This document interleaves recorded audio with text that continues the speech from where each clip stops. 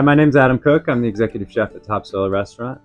And I'm Wendy Lynam. I'm the owner, and I grow some of the food that we serve in the restaurant. Today we wanted to tell you a little bit about our story and take you back to the beginning. From the day we met to the lessons we've learned along the way.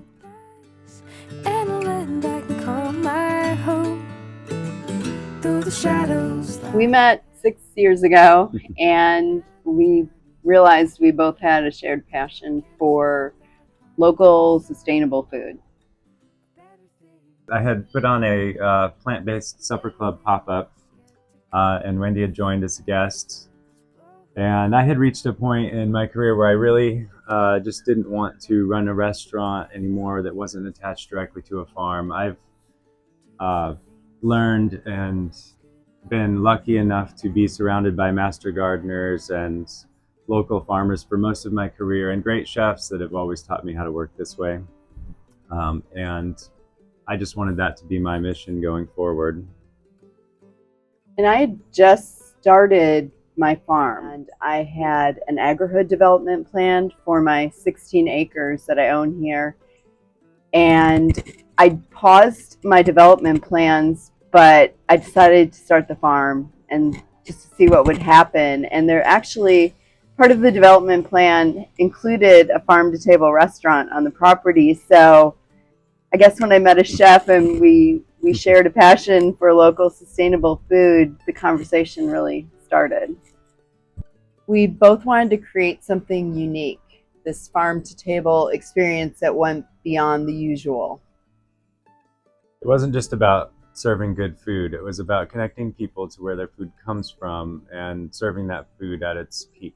It's really about respecting the land, the ingredients, and the people we serve. There were definitely some challenges along the way. We opened as a daytime restaurant, open 7 days a week with a market. And 6 months to the day that we opened, you had just received a James Beard nomination for Best Chef Southeast like 2 weeks prior. We were slammed and we were happy, and like it was happening.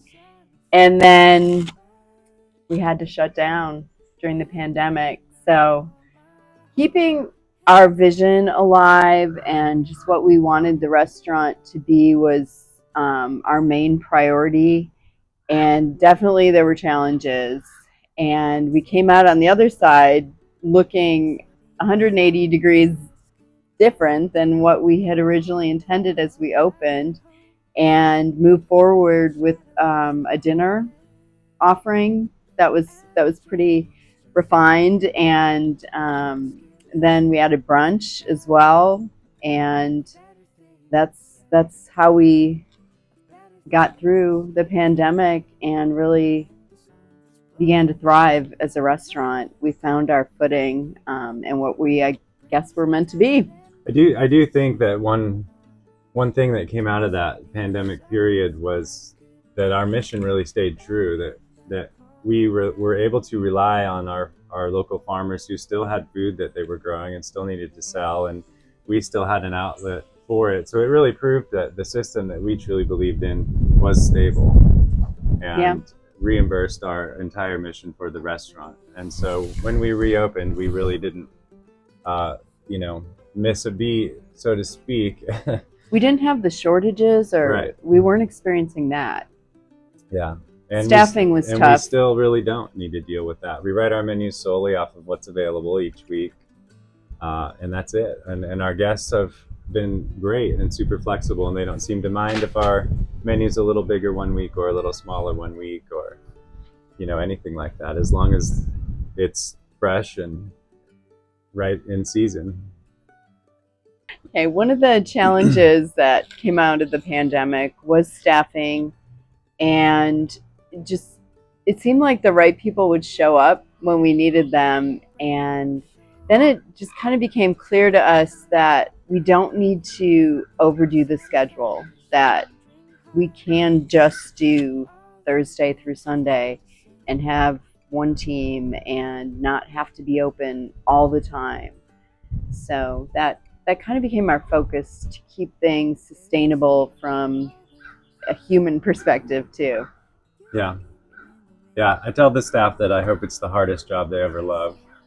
And we do try to keep it balanced. Most of the staff does have 3 days off in a row, and then we work 4 days.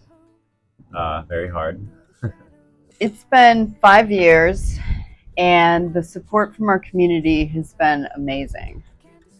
I think there were definitely times when we felt like we weren't going to make it, but we do truly believe in what we're doing.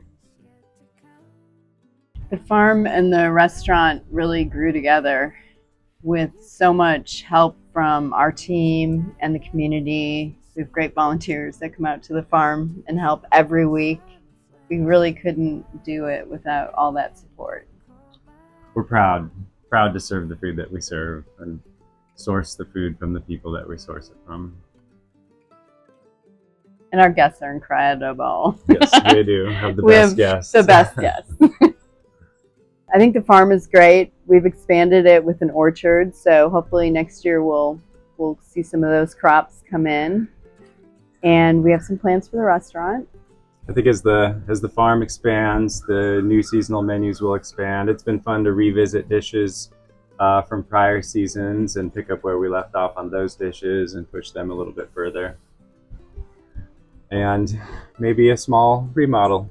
Yeah, we have some remodeling plans for the restaurant. And then continuing to offer all the special events that we're doing, our supper club, our plant-based supper club, more wine dinners, maybe some classes, and then really expand our private event offerings. That's been a really good move for us. It has. It's been great.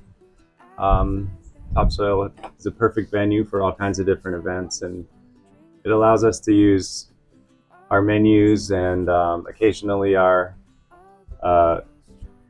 glut of vegetables in a different way. And of course, continuing with sustainability, focusing on zero waste in the restaurant, and really utilizing everything that the farm is producing. We couldn't have done it without you, our guests, our community, our beautiful staff. Thank you for being a part of our journey.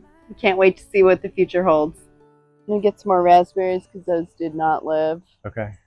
But like the apples and the persimmons are good. And Good. yeah. Kind of Couple more years. 5 more years. We'll have fruit. Happens fast, right? 5 Yeah. years. It does.